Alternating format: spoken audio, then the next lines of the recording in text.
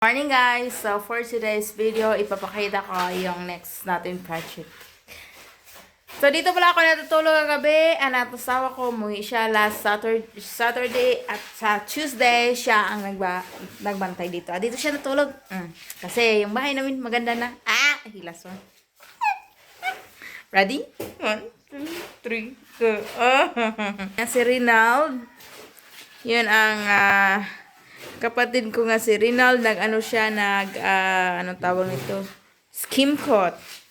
By the way, ito na yung hitsura. Cellphone ang ginamit natin ngayon. Nilagyan na yan ng skim coat. Pero, ang pinasigurado ko lang lagyan ng skim coat dito sa loob para mas maganda.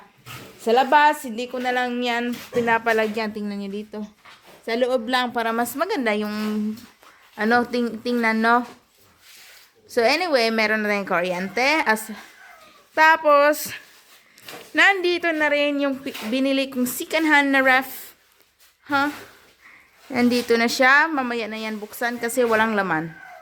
So, dito si Lumar, ginagawa nila dito is, tinatapos nilang mag-skim coat. Tingnan nyo dito. So, dito. Dito yan. Tapos, so sabi ko, hindi na lang gaanong pagandahin dito kasi, anyway, pinturahan na lang. And magiging storage lang naman to in the future. So, yung saktong-sakto lang, di ba? And dito, okay. Dito tayo. Ito yung hitsura niya sa puti na. Wala pang tawag nito ang window. Wala pa siya. Mag-order pa kami. Pero dito, meron na kaming door. Pero, nag-order na ako ng door. Hindi ko pa kinuha dahil, yung tawag nito. Dahil nga, puno yung sasakyan ko last time. Anyway, dito naman sila hahalo ng simento. Tsaka, bubuhusan nila dyan. Yun ang para balcony natin. Diba? Dito sila magbubuhos. Umuulan at umuulan na nga. Grabe. Di ko na malaya ng pag na umuulan na pala. Magsaing na ako. So, yung pandesal. Naku. So, tingnan nyo dito. Ito na yung hitsura. So, yan ang balcony, pero pag samantalang naming lagyan ng plywood sa last video na sinasabi ko, marami sa inyo nagtatanong bakit plywood lang? Bakit hindi hardplex? Madaling masira yung plywood. Oo nga naman, alam namin na madaling masira yung plywood. Pero for temporary lang naman kasi tatanggalin lang naman yan yung plywood pagkatapos namin matapatayo yung dream house namin dito sa kabila. So bali magiging balcony siya dito. So balcony.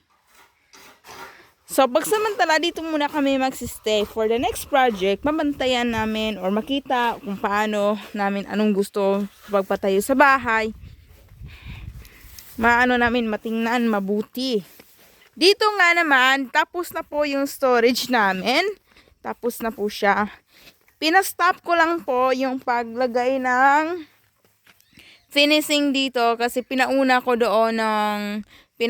yung balcony sa kabila para kasi nga move na kami dito for next month. So, nandito pala si Nunsom ka? Tulog ya. So, dito yung bahay. Nagsik. So, dito, tapos na siya.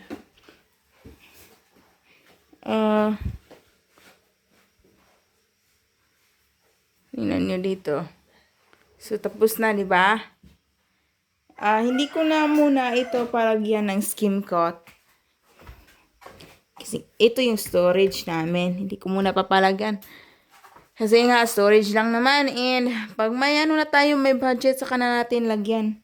At, pwede naman siguro itong pinturaan, no? para mas medyo maganda-ganda. But anyway, ito na siya. Tapos dito, wala pa siyang pintuan, no? Mag-order. Wala pang pintuan pero mag-order pa. But anyway, pag umuulan dito, kailangan naming lagyan ng ano pa dito. Yung sanipa, tawag. So, tingnan nyo. So, dinala nga namin yung ibang mga gagamitan dito, katulad ng rocking chair, anong tawag to? Bike ni Liam. So, hinahakot-hakot namin kaunti yung mga bagay-bagay para hindi kami mabibigatan sa next na ano namin, sa next biyahe. Slowly. Tingnan nyo dito sa labas. Sa labas rin, hindi rin gaanong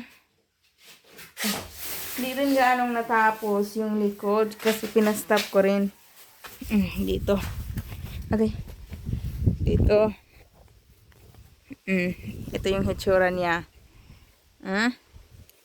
Pero, okay na rin yun.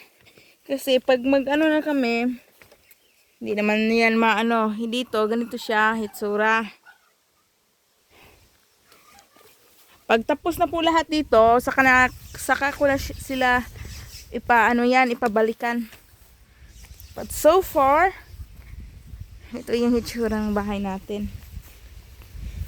So, yung CR, hindi pa nga na-connect kasi kailangan ko pang manghiram ng drill. Kasi sobra talagang mabato.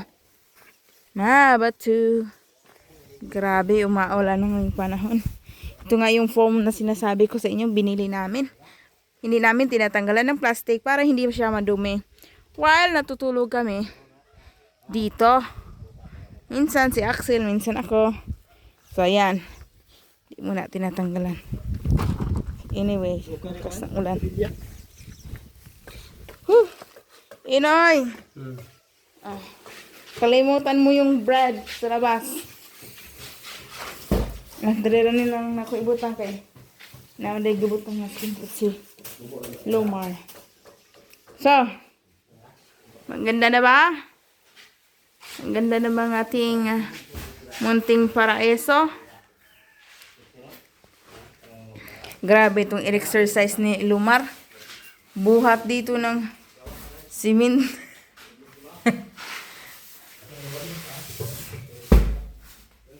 Okay na naman. Medyo nipis pa yun. Okay na naman. Pagkukura na lang. Pintalan na lang. Pinturahan na lang. Oy. Basa man ay. Yan na buhos na naman.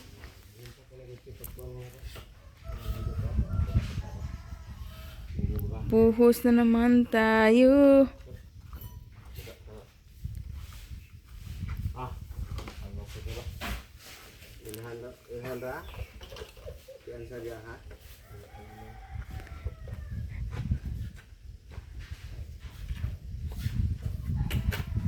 Magbubuhos na sila. Nabuhusan na po yan.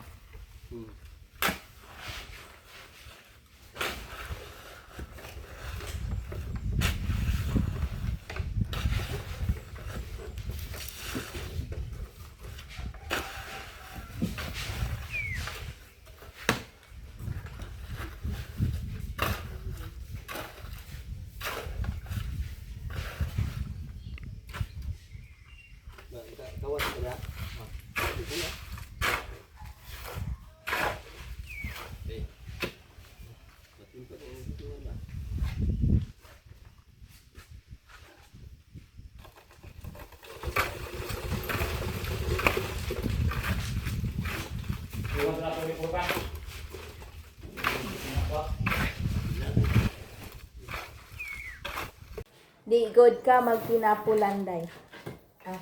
Magliha ka. Mulong ka rin ba?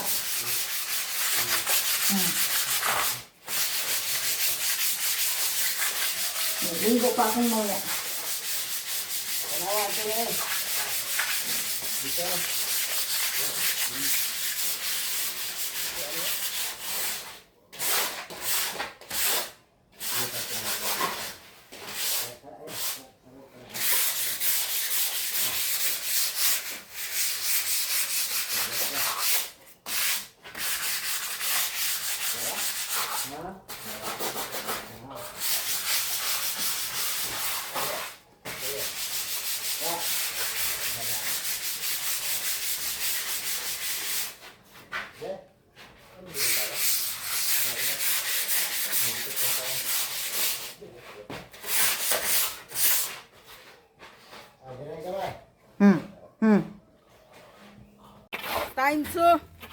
Piling hollow block. Tulungan para mas mabilis. Kaya nga. Kaya ko yung dalawang hollow block, oh. Easy. Huh? Easy.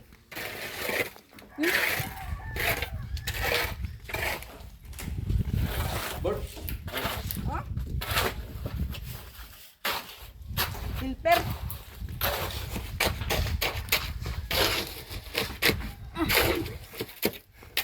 Ah.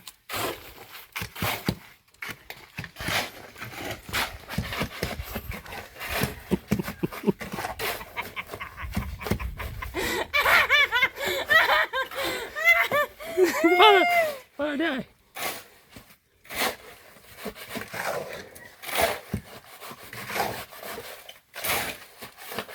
Ilyas.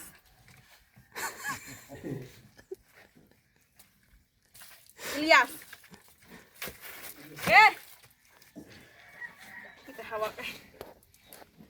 Gina na.